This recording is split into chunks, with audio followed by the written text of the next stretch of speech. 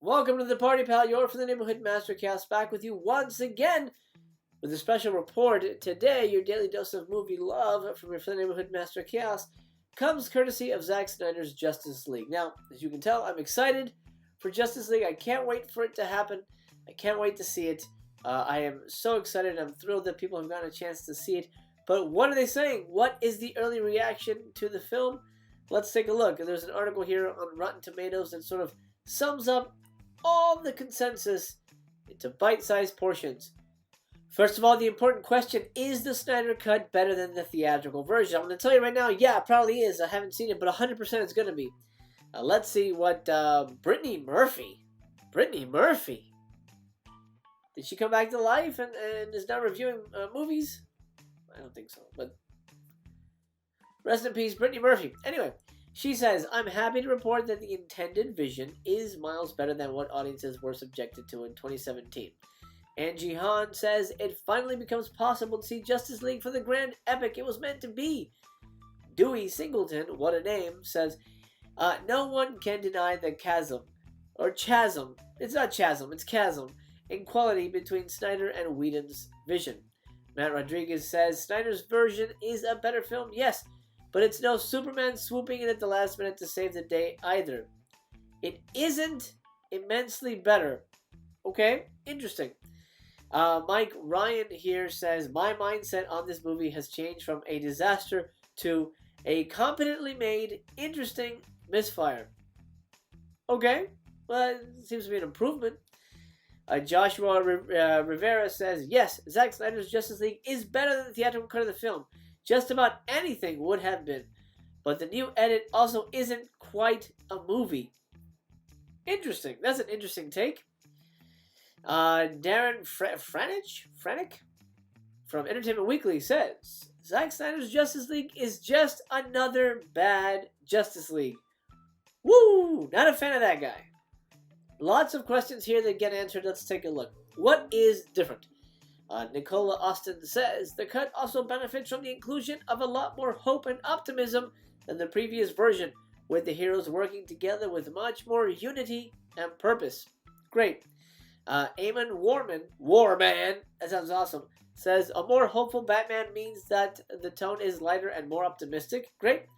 Oh, Scott Mendelson, I don't like him. He says, Zack Snyder's Justice League is mostly the same 118-minute movie, but with 2 hours of deleted scenes and poor pacing. Okay, he knows nothing. I'm not gonna listen to him.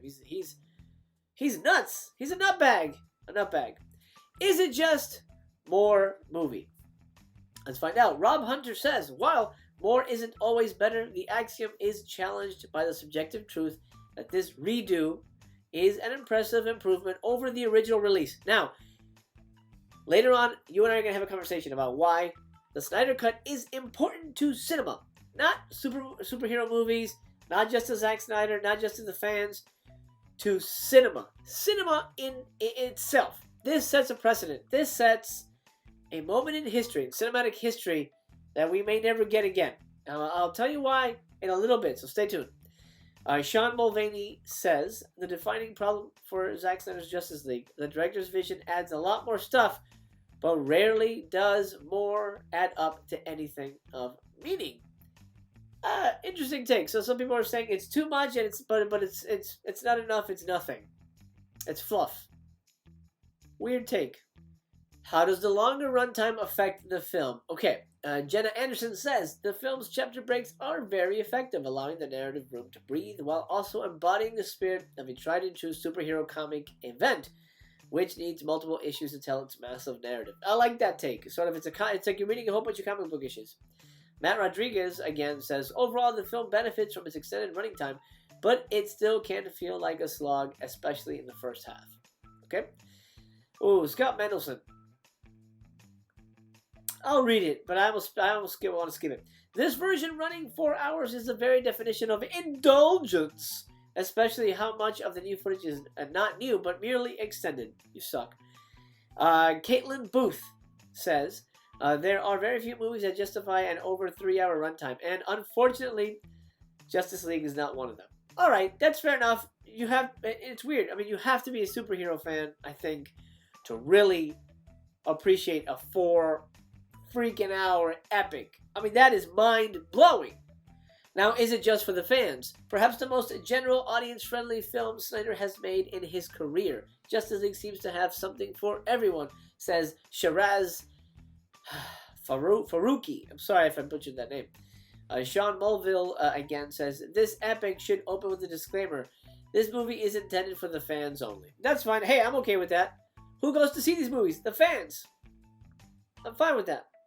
Before I continue with the article, I want to give a big sloppy white kiss and a thank you to my supporters on buymeacoffee.com. Eric Townsley, you rock. Bill Dowd, I am humbled. Thank you so much. That really means the world to me to have you support me like that. I'm not going to give any numbers away, but Bill, you, I really appreciate you being there. It really means the world to me, man. Thank you so much. I'm trying not to cry here. It's kind of an emotional moment for me. This is amazing to find backers and supporters that love what I do so much. So Bill, thank you. Just Dave, thank you, my man. Josh Jemkuga, thank you so much. I'm gonna have you on the show. We're gonna do something. We're gonna talk movies pretty soon. He's a comic book artist, amazing guy. Paul Beauparlant, thank you very much. Thank you. And your review of Nurse Sherry is incoming. Also, thank you so much to Jeremy Edwards, Cannibal Kaiju. Thank you so much. I'm gonna reach out to you through email, everybody, because you get to pick a movie from interview on Mastercast Theater. So remember that because of your donation, you get to pick a movie for me to review in your honor. Now, depending on how much you have donated to support your old pal Master Chaos, that will also decide how many movies you actually get to pick from me. So I'll be contacting you ASAP for that. And if you'd like to support your friendly neighborhood Master Chaos, that's how you do it. Buymeacoffee.com. Link in the description.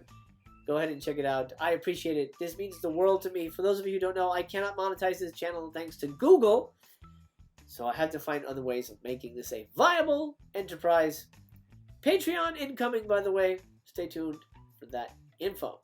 Okay, back to the article. I didn't necessarily have any problems with the plot, but apparently some people did. So is the plot easier to follow now? Josh Wilding says, the most striking thing about Zack Snyder's Justice League is the fact that everything that didn't make sense 3.5 years ago now does. Okay? Brittany Murphy returns. From the moment the film begins, it is clear that it is something much more cohesive with a specific plan of attack for all of the heroes of the film. Good to hear. I'm going to butcher this. Shahadi says, the massive differences serve to better establish the story. It sets the stage for the main antagonist in Darkseid, as well as provides a much clearer idea of what's happening and why. Matt Zoller cites for RogerEbert.com says, the point is not to shovel plot information at the viewer. The point is to create a fantastic world where metaphors are real, and to give you time to roam around in it and savor all the details. Oh my god. What? I love that. That is the best. That is the best element of a review I've ever read. I love that. Okay, Matt Rodriguez says, I'm actually not clear on why Steppenwolf was banished in the first place, and this is one of the areas where I feel that Snyder's version is actually worse than the original. Okay, well, I'll pay attention to that when I get a chance to watch it. Do the characters feel more developed? Jenna Anderson says that character work is easily one of the biggest pleasant surprises of the movie, as is the further exploration of Steppenwolf. Mike Ryan says that character development helps immensely. While watching Snyder's version, I had a lot of, oh, I see, that makes sense now moments. Okay, that's always good. Karen Hahn says it allows for time to see these characters when they aren't superheroes and makes them more human as a result. Love it. Joshua Rivera says Snyder's priority isn't giving each character time to look cool as hell, but not necessarily making the audience like them anymore, except for Cyborg. Okay, well, I guess we always knew that. We were going to get a little bit more Cyborg in this one. Okay, so characters feel more developed overall. Great. Do any characters stand out? Shiraz Faruqi says, far and away, Cyborg is the best part of Zack Snyder's Justice League. That's interesting. I'm curious to see what exactly is added. Matt Zoller Sites says, Fisher's performance is the best in a film filled with strong acting. Great. Josh Wilding says, this is a star-making performance from the actor. What actor? Which actor are you talking about? Okay. Scott Mendelson, again, oh boy. If there's any reason to see this beyond curiosity, it's for those wanting a Justice League movie where Cyborg is the eventual central character. Okay. Caitlin Booth says the extra Cyborg scenes make him a more relatable character. They are also rather dull at times. Whoa. Okay. Does it fix the villain problem? Steppenwolf is... okay, Mike Ryan says Steppenwolf is among the characters who are fleshed out. Now he's less standard CGI villain and more of a depressing dope who just wants to impress Darkseid. Huh. It's a weird description there. Sean Mulvihill says, Steppenwolf never feels imposing. The big bad getting chewed out by his boss doesn't exactly establish a terrifying villain. I can see that being a problem. And Jihan says, the extra scenes explaining Steppenwolf only underline that he's still a total dud. Oh. So how was the tone of the film? This new cut, Rob Hunter says, this new cut also wisely removes much of the original's cheesy, ill-fitting jokiness, making for a smarter, more even experience. Angie Han returns and she says, a lot of the vaguely Whedonish wisecracks have made it intact. Really, turns out that Flash's awkward sense of humor was a rare element that both filmmakers could comfortably get behind. Jenna Anderson says, there's also a sense of levity with moments of humor. The tone isn't quite the upbeat camp of Super Friends or the stoicism of Snyder at his most serious, but something comfortably in the middle. Great. How does the movie look? The filmmaker's knack for striking visuals shows in the action set pieces, which play crisper and cleaner this time around, says Angie Han. Owen Gleiberman, for his first time here, he says, this has to be one of the most visually spellbinding comic book movies ever made. Yes! Love to hear that. Matt Zoller says, Zoller Zeitz says, the superhero version of a symphonically grand late-period silent epic, just scene after scene of impeccably composed panoramas. Oh, I'm drooling. I can't wait. Oh, that's great. So what about the visual effects? The visual effects are particularly impressive in bringing both Steppenwolf and Darkseid to life, especially in the intricate detailing and purple hue of Steppenwolf's armor. That's from Nicola Austin. Jenna Anderson says, outside of one or two brief moments, the visual effects within the aesthetic are near flawless, especially when it comes to Steppenwolf and Darkseid's visual design. Rob Hunter says, we're far too often treated to some pretty abysmal CG and digital matte work. Whoa, really? The inconsistent quality of effects here is enough to threaten whiplash. Wow. Wow, really out of step with everybody else. That's weird. Shiraz Faruqi says, well, there are some nicks and scratches in the heavy CGI. Nicks and scratches? In the heavy CGI moments, given that the team only had 7 months to create 3,000 shots during a pandemic, this can be forgiven. Oh, okay, weird. Incidentally, my friend, before I continue, remember to subscribe if you haven't already. Master Chaos comes at you daily with a daily dose of movie love. If you love movies, if you love physical media, hell, this is the place for you, and Master Chaos is throwing the party, and you're invited. So make sure you subscribe, hit the bell, give me a thumbs up, and let's continue. Action, action, action. What are the action scenes like? Owen Gleiberman says they've been staged with a supreme conviction that's more Seven Samurai than Super Invincible. Oh my god, Seven Samurai is one of my favorite movies. That sounds amazing. Shahadi, I apologize again. In some instances, both action and quiet moments happen simultaneously, giving us a roller coaster of emotional reactions. Cool, I like that. Sean Mulvihill says the action is free of any tangible stakes. There's plenty of comic book action unfolding, but it's all weightless. Interesting. Okay. Darren Franick says the final battle buries weightless digital oblivion under one laughable plot twist. Okay, I can see he wasn't a fan. Okay. Is the new score by Junkie XL better? Shiraz Faruqi says in many ways, a character of its own, Junkie XL score is masterful. Can't wait. Rob Hunter says Junkie XL score is a rousing, ethereal mix of synth-fueled adrenaline and a choral beauty alongside earlier Hans Zimmer tracks. Joshua Rivera says mostly it works as a backing track for Snyder's visual excess, but it's still forgettable. Whoa, I don't think he liked it. So how does it measure up against the Marvel movies? Here we go. Rob Hunter says, it comes closer to delivering the DCEU's equivalent of the Avengers than anyone could have expected. Matt Zoller Seitz says, this cut is an ensemble picture that does as good a job as MCU's Avengers films of depicting a band of heroes as strong-willed, fully rounded individuals. Love it. Owen Gleiberman says, Justice League accomplishes in 4 hours what those films did in 9. Woo! Yes! I love to hear that. I love to hear that. That's, spicy. Scott Mendelson, he says, the climax may not be as all-encompassing as the Battle of New York, but it is close to the epic Justice League finale we wanted in 2017. Okay, well, that's one positive thing he said. That's great. So was it all worth the fuss then? Zack Snyder's Justice League is one of the best comic book films of all time, Shiraz Faruqi says. Great. Dewey Singleton says, Zack Snyder's Justice League is one of the best superhero films ever made. Okay, great. Owen Gleiberman says, the superhero movies that have achieved a genuine sweeping transcendence can just about be counted on one hand. To that hallowed list, I will now add Zack Snyder's Justice League. Woo! Great. Matt Zoller Seitz says, this 4-hour cut is the kind of brazen auteurist vision that Martin Scorsese was calling for when he complained rightly that most modern superhero movies don't resemble cinema. Yes! Oh, yes!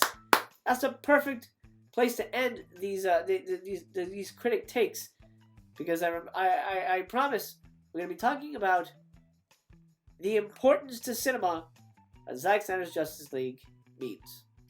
My dude, you may not be interested in Zack Snyder's Justice League whatsoever. However, let me bring something up to you that you may not have realized. This is an important movie. This is a historic movie. For the main reason that this is the only time in movie history that we're going to be able to have the same movie shot twice by different directors. Almost, using essentially the same footage, the same actors, everything. That's never happened before. Never happened before. This is a remake with the same elements. Never in a million years will that ever happen again. It may change, but who knows? Right now, this is setting a precedent. Zack Snyder's Justice League is a historic moment for film fans, film lovers everywhere. Now we can compare and contrast in a way that we couldn't before. You had remakes, reboots, and things like that, but you couldn't really compare and contrast them because they had different actors, different directors, yada, yada, yada. Here, we essentially have the same script, same actors, some of the same scenes, some of the same footage, and we can see how one director took it and one director shaped it. That is transcendent. As a movie fan, that is unbelievable. There's nothing like that, nor will there ever be anything like that. So, I hope this has got you hyped for the Justice League. Let me know down in the comments if you're going to watch it. I'm going to watch it. I'll be reviewing it as well, so stay tuned for my take on Justice League. I can't wait. I'm going to binge it, the whole thing, one sitting. Well, I'm probably going to pause it to pee and stuff like that, but Anyway, my friend, let's call it a day. Thank you so much for being here with me. This has been your Friendly Neighborhood Master Chaos. I love you just the way you are. Remember that. I love you just the way you are. You're important, you're special, you matter. Not just to the world at large, but to me. And I remain your humble servant, and to be continued.